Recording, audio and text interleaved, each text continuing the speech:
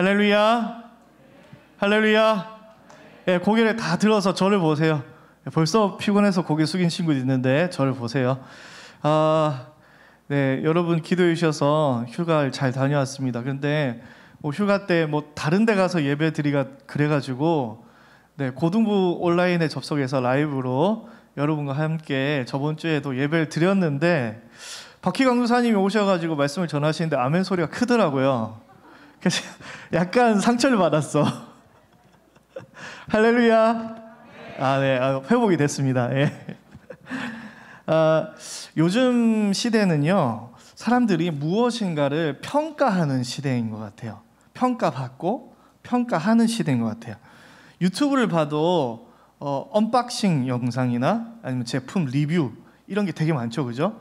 이 제품의 장점, 하지만 요건 단점입니다. 이런 거 평가하는 그런 리뷰들이 참 많이 올라와요.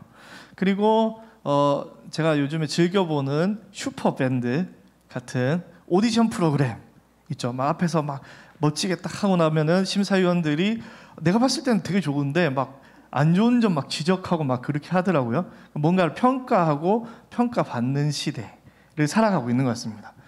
우리 친구들 페이스북 이런 거 잘 안 하지만 저는 아직도 페이스북 하거든요. 페이스북이나 유튜브에 보면은 밑에 항상 뭐가 있냐면 좋아요가 있습니다. 그렇죠? 네, 좋아요가 있는데 뭐도 있냐면 싫어요도 있어요.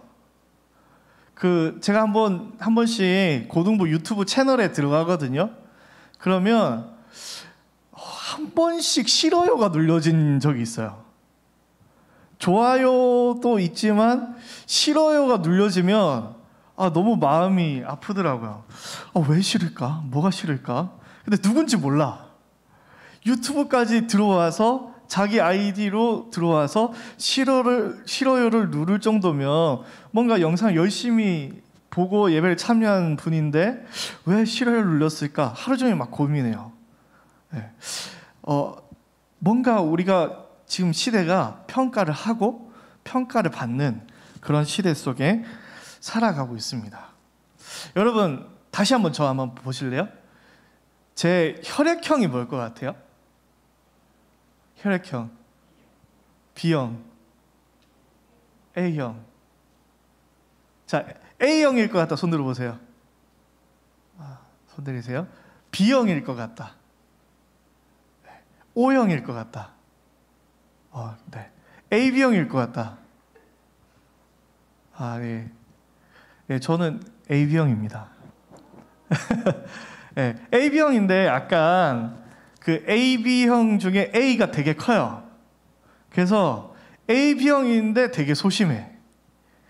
그래서 뭔가 평가받는 게 그렇게 즐겁지만 않아요. 평가를 받는 자리에 늘 쓰잖아요, 그죠? 제가 늘 항상 설교 자리에 쓰면은 여러분은 이 자리에 안 서봐서 잘 모르시겠지만 눈이 수십 개, 수백 개의 눈이 절 째려보고 있거든요. 늘 항상 평가받는 자리에 있어요. 저도 이제 휴가 때 이제 유튜브로 예배 드리고 또 설교자가 아닌 상태에서 수련회 때 예배를 드리다 보니까 평가가 되더라고요. 목사님 오늘 설교 좋았다. 이건 좀 아쉽네. 이렇게 내가 노력하지 않아도 자연스럽게 평가가 되더라고요. 그 얘기는 뭐냐면 강사님이 지금 설교하고 있는 이 순간에 여러분이 어쩌면 저를 의도치 않게 평가하고 있을 수 있다. 그런 생각을 해봤어요. 근데 여러분이 저를 좋게 평가하는지 나쁘게 평가하는지는 잘 모르겠어요. 네, 저는 소심한 AB형이라 여러분이 칭찬해주면 저는 하루 종일 기분이 좋겠지만 혹시나 이번에 설문지도 나눠줘 보니까 되게 솔직하더라고요. 네, 강사님 별로예요. 강사님 못생겼어요. 강사님 설교 너무 지루해요. 재미없어요. 딴 걸로 바꿔줘요. 이런 얘기를 제가 만약에 들으면 되게 속상해할 것 같아요. 저도 그렇지만 우리 친구들도 평가받으면서 살고 있지 않습니까? 학교에서 시험 치는 거 물론 평가받지만 그런 거 떠나가지고 사람들이 나에 대해서 잘 평가하지 않아요? 제 외모는 어떻네? 제 성격은 어떻네? 집안은 어떻네? 평가받는 시대에 우리가 살아가고 있는 것 같아요. 누군가가 나에게 좋은 평가를 해주면 참 좋겠지만 때때로 좋지 못한 평가를 받기도 합니다. 그죠? 그죠? 친구들이 나한테 항상 좋은 평가만 하진 않죠. 그죠? 나를 싫어하는 친구들도 개중에 있죠. 그죠? 그걸 넘어서서 나를 뒤에서 욕하는 친구, 아니면 오늘 본문의 시므이처럼 저주하는 친구도 있을 수 있습니다. 그죠? 우리가 그러한 상황에 처해졌을 때 어떻게 해야 될까? 특별히 우리 코로나 시대를 살아가고 있잖아요. 그죠? 교회도 평가를 받고 있어요. 그리스도인들이 평가를 받고 있습니다. 그죠? 근데 세상 사람들이 교회를 평가할 때 평가가 지금 좋은 것 같아요? 안 좋은 것 같아요? 별로 안 좋은 것 같죠? 그죠? 뉴스를 봐도 그렇고 친구들을 봐도 그렇고 교회 왜 가? 지금 이 상황에 교회 왜 가? 이런 사람들이 많잖아요. 그죠? 이런 상황 속에서 우리가 그 평가를 바라보면서 어떻게 살아가야 될까? 아니면 개인적으로 누군가 나를 저주하거나 미워하는 사람이 있을 때 어떻게 해야 될까? 오늘 같이 한번 고민을 해보려고 해요. 오늘 본문으로 들어가기 전에 제가 인상 깊게 남았던 축구의 세레머니가 있습니다. 두 가지가 있어요. 남자친구들은 잘 알 건데 먼저 첫 번째 영상을 한번 잠깐 전체적으로 오늘 경기에서 가장 피해야 할 한 가지를 꼽는다면 역시 부상일 것입니다. 더군다나 어제 그리고 경기 조금 전까지 계속 이곳 높게 비가 왔습니다. 네, 박지성 선수 들어갑니다. 슛! 골! 박지성! 네. 자, 보기 좋게 일본 국민들에게 한국 축구의 힘을 알려줍니다. 역시 박지성입니다. 지금은 완벽하게 박지성 선수가 혼자 만들어냈다. 네, 이 정도만 봐도 될 것 같아요. 그죠? 네, 이 영상 한 번이라도 보신 분 손 들어보세요. 아, 남자들은 거의 다 봤다, 그죠? 네, 손 내세요. 저도 한 수십 번 돌려본 것 같아요. 라이브로도 봤고. 와, 너무 멋있지 않습니까?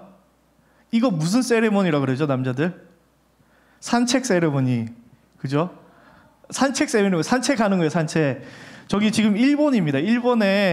일본이니까 당연히 어떤 응원하는 사람들이 많았을까요? 일본을 응원하는 사람들이 가득 메워 있었습니다. 근데 한국 선수가 공을 잡으면 막 야유가 터졌겠죠. 그죠? 그 상황 속에서 박지성이 한 5, 6분밖에 안 됐을걸요? 바로 혼자 돌파해가지고 선제골을 넣은 거예요. 그러면 여러분 같으면 어떻게 할 것 같아요? 지금 일본 관중들이 꽉 찼고 다 지금 한국을 욕하고 있어. 근데 골을 넣었어. 그럼 어떻게 할 것 같아요? 저 같으면은 일본 관중석에 가가지고 막 이렇게 하든지 아니면 한국 관중한테 가가지고 막 이렇게 할 것 같아요. 근데 박지성 어떻게 했다고요? 산책 세레모니. 다 대다수가 일본 관중이니까 일본 사람들이 그냥 쳐다보면서 아무것도 하지 않고 그냥 지나왔단 말이죠. 그죠? 되게 멋있다고 생각했어요. 또 하나는 영상이 아니고 사진을 잠깐만 볼게요. 네, 똑같은 한일전이었습니다. 네, 한일전인데, 네, 뭐 좀 안 좋은 예라서 좀 미안하긴 한데 기성용이라는 축구 선수가 있어요. 기성용이라는 축구 선수가 한일전에서 페널티킥에서 골을 넣고 달려가지고 세레머니를 했는데 어떤 세레머니 하는 것 같아요 지금? 여러분 잘 모르겠죠. 남자들은 알 수도 있어요, 그죠? 이 무슨 세레머니 하고 있는 거죠? 원숭이 흉내를 내고 있습니다. 네. 그러니까 일본 사람들이 약간 이제 조롱하는 거죠. 그런 세레머니를 했어요. 지금 박지성이 어떻게 하고 있죠? 지금 영상이 많이 삭제돼가지고 박지성이 축하를 막 해주다가 세레머니 하니까 표정이 싹 변해서 갔어. 저는 그걸 봤습니다. 화면 내려주세요. 축구지만 일본 사람들이 한국을 비난하는 응원을 할 때 두 반응이 나타났죠. 그죠? 똑같이 복수하는 거. 복수하는 세레머니를 하는 거. 하나는 그 사람들한테 복수하지 않고 그냥 당당하게 그냥 지나가는 세레머니. 어떤 게 더 성숙한 사람의 세레머니라고 생각해요? 어떤 게 더 멋있죠? 각자가 다 다르겠지만 저는 그렇게 생각합니다. 좀 더 박지성이 성숙한 세레머니를 했다. 좀 더 멋진 세레머니를 했다. 누군가가 나를 비난했을 때, 누군가가 나를 욕했을 때 똑같이 욕해 줄 수도 있어요.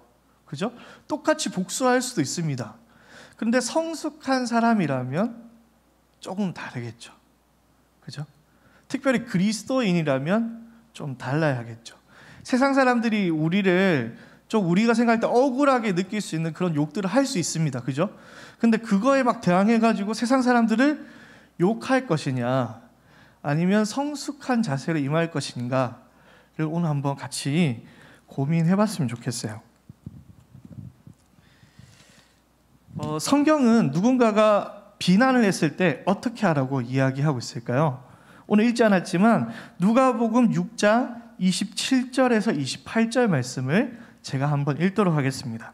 그러나 너희 듣는 자에게 내가 이르노니 너희 원수를 사랑하며 너희를 미워하는 자를 선대하며 너희를 저주하는 자를 위하여 축복하며 너희를 모욕하는 자를 위하여 기도하라 라고 이야기하고 있습니다. 성숙한 그리스도인들은 누군가가 나를 저주할 때, 나를 비난하거나 모욕할 때 어떻게 해야 된다고 얘기했냐면 그 사람들을 위해서 축복하고 기도해 줘야 된다라고 이야기하고 있습니다. 오늘 본문을 바로 들어갈게요. 오늘 본문엔 다윗이 등장합니다. 오늘 공과 시간에 잠깐 배경들을 들었겠지만 제가 다시 한번 더 정리할게요. 다윗의 아들 압살롬이라는 아들이 있었습니다. 근데 이 아들이 반란을 일으켜서 다윗은 도망자 신세가 됐어요. 왕에서 졸지에 도망자 신세가 됐습니다. 그러던 중에 이전에 사울 왕의 친척이었던 시므이라는 사람을 오늘 본문에서 만나게 됐어요.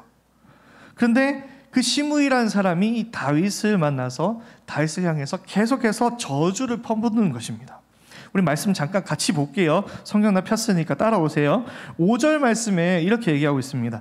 다윗 왕이 바후림에 이르매 거기서 사울의 친족 한 사람이 나오니, 시므이겠죠. 나오니 게라의 아들이요 이름은 시므이라. 그가 나오면서 계속하여 저주하고, 한 번만 저주하는 게 아니라 계속해서 다윗을 저주했습니다. 그리고 8절을 보면 시므이가 저주하는 가운데 이와 같이 말하니라. 피를 흘린 자여 사악한 자여 가거라 꺼져 이렇게 하는 거예요. 사울의 족속의 모든 피를 여호와께서 내게로 돌리셨노라. 할 곳이다. 네가 사울왕 그 친족들 다 죽였지. 그 피가 다 너한테 돌아간 거야 라고 얘기하는 거예요. 그를 이어서 내가 왕이 되었으나 여호와께서 너를 내 아들 압살롬의 손에 넘기셨도다. 보라, 너는 피를 흘린 자이므로 화를 자초하였느니라 라고 저주하고 있는 거예요. 너는 피를 많이 흘렸기 때문에 당연히 지금 도망자 신세를 사는 게 맞아 라고 저주하는 거죠. 이때 여전히 다윗이 왕의 신분으로 도망쳤기 때문에 신하들이 옆에 있었습니다. 이 신하 중에 한 사람이 나섰어요. 수루야의 아들 아비새가 왕께 여짜오되 이 죽은 개가 어찌 내 주왕을 저주하리까? 청하건대 내가 건너가서 그의 머리를 베게 하소서. 왕이여, 내가 가가지고 한 목을 베버릴까요? 라고 얘기한 거예요. 여러분 같으면 어떻게 할까요? 그래, 복수해줘, 머리를 베고 와, 이렇게 하겠죠. 근데 다윗이 어떻게 했냐면 다윗은 그냥 2개 했습니다. 11절과 13절 부분적으로 제가 읽을게요. 여호와께서 그에게 명령하신 것이니 그가 저주하게 버려두라, 그대로 두라. 13절 말씀에 시므이는 산비탈로 따라가면서 그를 향하여 돌을 던지며 먼지를 날리더라. 더 심하게 시므이가 저주하도록 그냥 냅뒀어요, 다윗이. 방금 앞에서 우리가 읽었던 누가복음 말씀을 기억해 보면 누군가가 우리를 비난할 때, 저주할 때 그리스도인들은 어떻게 해야 된다고요? 그 사람을 위해서 축복하고 기도해야 된다. 복수하는 게 아니라 그 사람에게 져주고 그 사람을 위해서 기도하고 축복해 줘야 된다라고 이야기했습니다. 오늘 본문에 다윗은 그렇게 했어요. 그렇게 했습니다. 여러분도 누군가가 나를 비난하고 저주할 때 다윗처럼 할 수 있기를 소망합니다. 이 결론은 되게 쉬워요. 우리가 성숙한 사람이라면 같이 복수하는 게 아니라 성숙한 자로서 품위 있게 마치 박지성처럼 다윗처럼 사람들을 대해야 된다라는 건 쉬운데 지금부터가 본론입니다. 어떻게 그럴 수가 있느냐라는 거죠. 누군가가 나를 욕하면 가서 욕을 2배로 해줘야 되는데, 그죠? 어떻게 다윗처럼 할 수가 있느냐? 하나님의 말씀처럼 우리가 살아갈 수 있느냐를 고민해 보도록 하겠습니다. 그럼 우리는 어떻게 해야 정말로 성숙한 사람으로 살아갈 수 있을까? 따라합니다. 첫 번째,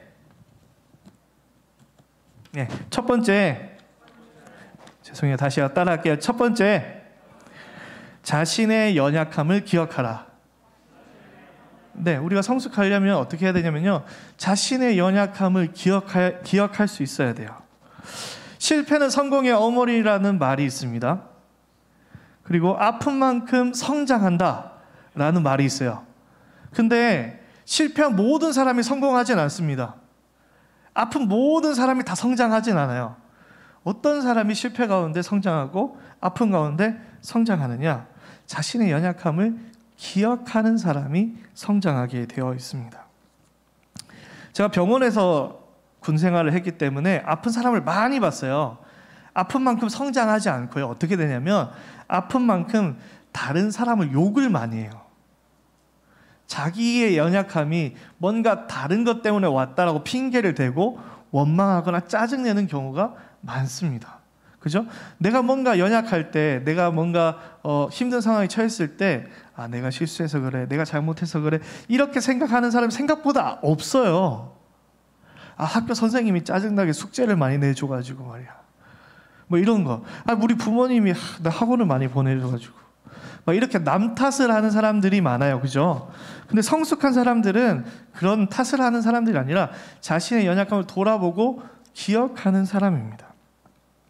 제가 옛날에 대학교 때 다른 수련회 찬양팀으로 가서 많이 도와준 적이 있어요. 찬양 열심히 준비하고 이제 저녁 집회 때 찬양을 하면 되는데 그 전에 준비하고 있는 동안에 2분 순서로 그 중고등부 학생들이 뭘 하고 있었냐면 도미노를 하고 있었습니다. 도미노 해봤어요? 도미노?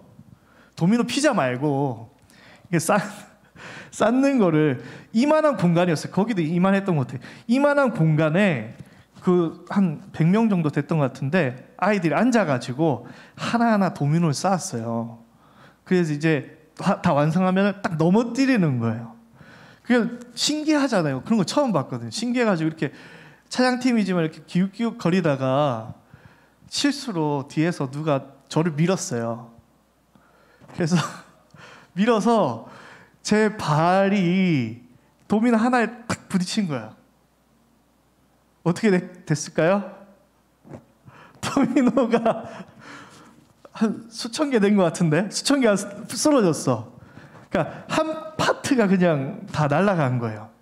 그 몇 시간 동안 한 건데. 네. 저녁에 저 지금 뭐 해야 된다고요? 찬양팀 올라가서 찬양을 해야 되는데 아이들 표정이 어때요? 저를 죽일 것 같은 표정이야.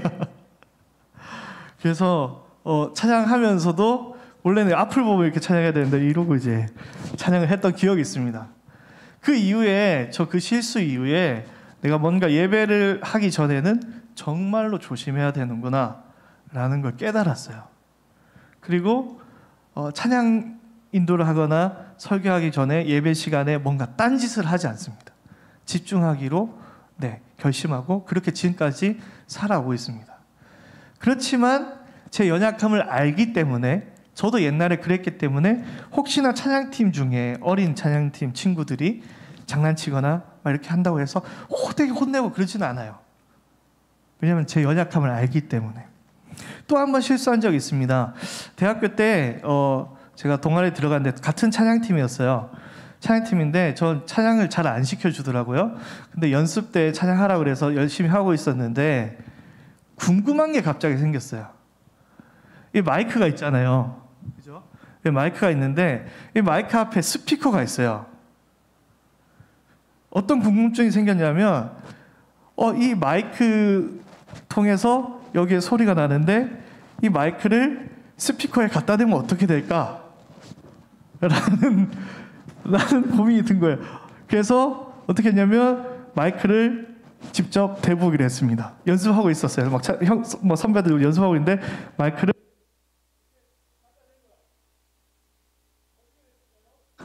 어떻게 됐을까요? 예, 다들 귀가 나가버렸습니다. 삐 하면서 소리가 나면서 다들 네, 몇 초 동안 삐 소리를 같이 듣게 되는 그런 일이 일어났습니다. 그 뒤로 저는 찬양팀 싱어에서 잘렸어요. 잘리고 저는 엔지니어가 되었습니다. 음향을 배우는 엔지니어가 되었어요. 그래서 지금도 이 엔지니어 배웠던 거를 잘 쓰고 있습니다. 제가 연약해서 그거에 대해서 더 배우게 됐고 그 엔지니어로서 그 찬양팀에서 섬길 수 있게 됐어요. 그런데 이제 엔지니어가 이런 거 막 체크해 주잖아요. 형수 쌤이 아침에 아마 하셨을 거예요. 찬양팀 연습하고 있으면은 드럼 소리도 맞춰주고 건반 소리도 맞춰주고 막 할 거예요. 근데 엔지니어한테 사람들이 짜증을 많이 내거든. 짜증을 많이 내는데 동기 친구가 있었는데 건반을 치는 친구가 있었어요. 건반 치는 사람들 좀 약간 예민하거든요. 근데 연습을 이제 해야 되는데 건반이 소리가 안 나는 거예요. 다른 건 다 소리가 나는데 건반만 소리가 안 나. 그래가지고 딱 태도가 이래요. 막 건반을 두드리면서 아 소리 안 난다고 막 나한테 막 짜증을 내는 거예요. 그래서 막 뒤에서 막 땀 뻘뻘 흘리면서 했는데 잘못한 게 없어. 내가 잘못한 게 하나도 없어. 근데 막 짜증을 내고 있어요. 그래서 그 친구가 있는 옆으로 딱 갔어요. 상황을 딱 봤는데 제가 잘못한 게 하나도 없어. 건반의 볼륨을 0으로 맞춰놓고 나한테 짜증 낸 거예요. 제가 어떻게 했을까요? 제가 그 친구한테 어떻게 했을까요? 화를 냈을까요? 안 냈을까요? 저는 화를 내지 않았습니다. 왜 화를 내지 않았죠? 아니 화를 낼 수가 없었어요. 왜 화를 낼 수가 없었죠? 제가 어떤 친구였죠? 마이크를 스피커에 갖다 대는 그런 무식한 친구였어요. 그렇기 때문에 그 친구를 용서해 줄 수 있었던 거지. 이해해 주고. 그 연약함을 제가 알았기 때문에 그 친구를 용서해 주고 이해해 줄 수 있었습니다. 다윗에게도 연약함이 있었어요. 다윗은 승승장구하고 있었습니다. 하나님의 복을 받고 승승장구하고 있었는데 하나님 앞에 큰 잘못을 지었어요. 어떤 잘못을 지었죠? 지금 전쟁 중이었습니다. 전쟁 중인데 다른 사람들 다 전쟁 보내고 왕이 이제 다윗이 궁에 있었는데 밖에 보니까 어떤 여자가 목욕을 하고 있는 거예요. 그 여인의 이름이 밧세바. 근데 밧세바는 이미 결혼을 했습니다. 우리아라는 장군의 아내였어요. 근데 왕이니까 아무도 안 본다고 생각하고 그 여인을 취했습니다. 그리고 그 여인을 취한 사실을 숨기기 위해서 우리아를 불러들여가지고 아내와 동침하게 막 했는데 우리아는 전쟁 중에는 그럴 수 없습니다 라고 단호하게 해서 결국에는 우리아를 전쟁에서 죽이게 만들었어요. 너무 큰 죄죠. 그죠? 간음죄를 저질렀고 살인죄를 저질렀어요. 하나님 앞에서. 그러한 큰 죄를 저지르고 나서 다윗은 하나님으로부터 벌을 받습니다. 3가지의 벌을 받아요. 어떤 벌을 받죠? 오늘 국가 시간에 배운 친구들도 있을 텐데 이 밧세바를 통해서 아기가 생겼죠. 그 아기가 바로 나오자마자 죽게 됩니다. 첫 번째 벌. 두 번째 벌은 칼이 다윗의 집안을 떠나지 않습니다. 다윗의 집안에 늘 전쟁이 가득한 벌을 받았어요. 세 번째, 다윗의 수많은 아내들이 있었겠죠. 왕이니까 아내들이 백주대낮에 강간을 당하는 이 3가지 벌을 받게 되었어요. 아기가 태어나자마자 아기는 바로 죽었고 이제 2가지 벌이 남았는데 그 2가지 벌을 지금 다윗이 당하고 있는 거예요. 시므이가 하는 저주가 그냥 저주 같지만 자신의 연약함을 잘 알고 있던 다윗은 막 시므이를 혼낼 수가 없었던 거예요. 지금 이 상황이 자기가 자초했다라는 것을 다윗은 너무나도 잘 알고 있었기 때문에 마치 강도사님이 건반 소리 완전 내려놓고 짜증내는 그 친구한테 화내지 않았던 것처럼 이 자신의 연약함을 아는 다윗은 자신을 저주하는 시므이를 향해서 짜증을 내지 않았다라는 겁니다. 두 번째로 따라합시다. 둘째, 하나님께 시선을 고정하라. 세상 많은 사람들이 평가를 하죠. 저를 한번 보세요. 제가 여러 번 물어봤지만 제 외모가 잘생겼나요? 별론가요? 마음속으로만.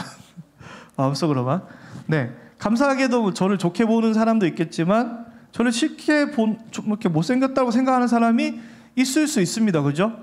세상에 많은 사람들 중에 나를 좋게 평가하는 사람만 있을 수는 없어요. 그죠? 막 숫자 세가지고 고등부 중에 15명이 나보고 못생겼다 그랬어. 어떡하지? 고민하는 건 되게 바보 같고 어리석은 짓이에요. 그죠? 근데 내가 소중히 여기는 사람이 나를 어떻게 보느냐는 좀 다른 문제겠죠. 유튜브에 싫어요를 누가 눌렀습니다. 누군가 싫어요 누를 수 있어요. 그죠? 유명한 영상들도 싫어요 다 있습니다. 근데 그 싫어요를 고등부 회장인 지혜가 눌렀다. 이러면 말이 좀 달라지는 거죠. 그죠? 우리가 뭔가 이 저주의 상황을 듣게 됐을 때 우리의 시선이 어디에 있는가가 중요해요. 시므이라는 사람은 어느 쪽에 있던 사람이었냐면 사울 쪽에 있던 사람이었습니다. 당연히 누구를 싫어할까요? 당연히 다윗을 싫어할 수밖에 없어요. 그죠? 그래서 이 시므이가 저주하는 가운데 다윗은 이 시므이를 미워하지 않았습니다. 비난하거나 막지 않았습니다. 오히려 그 저주의 순간에 뭘 생각했냐면 하나님께서는 나를 어떻게 생각하실까라는 걸 고민했던 거예요. 그래서 오늘 읽었던 말씀에 보면은 다윗이 무엇이라고 얘기하는지 잠깐 같이 보도록 하겠습니다. 10절 말씀에 이렇게 얘기하고 있습니다. 여호와께서 다윗을 저주하라 하시미니. 11절 말씀에도 여호와께서 그에게 명령하신 것이니 라고 이야기하고 있습니다. 시므이가 어떻게 생각하는지는 다윗이 지금 관심이 없어요. 하나님께서 지금 나를 어떻게 보고 있는가, 하나님과의 관계 속에서 내가 어떤 상황에 놓여 있는가를 이 저주의 상황 속에서 바라봤던 거예요. 그렇기 때문에 세상 사람들이 나를 비난하는 그 상황 속에서도 다윗은 품위를 지킬 수 있었던 거죠. 성숙한 사람으로 설 수 있었던 겁니다. 세상을 향해서 교회가 비난을 받아요. 그리스도인들이 비난을 받고 있습니다. 그때 우리가 뭘 생각해야 될까요? 저 세상 사람들 아무것도 알지 못하고 교회를 향해서 욕하는구나, 저 나쁜 사람들이라고 하는 것이 아니라 우리의 모습을 점검해야 되는 거죠. 그런 소리를 내가 지금 듣고 있는데, 우리가 듣고 있는데, 한국 교회가 듣고 있는데, 그 저주의 이야기를 듣고 있는 가운데 우리는 하나님 앞에 떳떳하게 서 있는가, 바로 서 있는가, 그걸 고민해야 된다라는 거예요. 다윗은 그것을 고민했기 때문에 시므이에게 화를 내지 않았습니다. 네. 세 번째로 따라합니다. 셋째, 하나님의 은혜를 바라보라. 네. 이제 짧게 정리하겠습니다.